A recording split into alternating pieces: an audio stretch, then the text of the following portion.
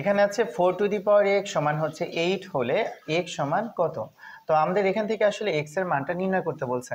তাহলে আমরা এখানে এই 4 আর 8 এর জায়গায় আমরা একই বেস তৈরি করার চেষ্টা করব। তো 4 এর জায়গায় আমরা লিখতে পারি 2 স্কয়ার, অর্থাৎ 2 এর উপর স্কয়ার দিলে 4 হয়, এটার উপরে তো আবার x আছেই। আর এখানে 2 এর উপর যদি আমরা কিউব দেই তাহলে কিন্তু 8 হয়। তাহলে বা এই 2 এর উপরে এ পাওয়ারে কিন্তু গুণ হয়ে যায়, অর্থাৎ 2x এর সাথে গুণ হলে হবে হচ্ছে 2x, আর এখানে তো 2 এর উপরে কিউব আছে। আমরা কিন্তু একই বেস তৈরি করে ফেলেছি। তাহলে যখন একই বেস আমরা পাবো, বেসগুলোকে বাদ দিয়ে দিতে পারি। তার মানে এখানে থাকে হচ্ছে আমাদের 2x আর এখানে থাকে হচ্ছে 3।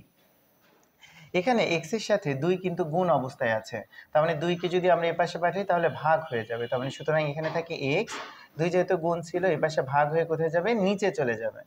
তার মানে x এর মান 3/2, এটাই আমাদের অ্যান্সার।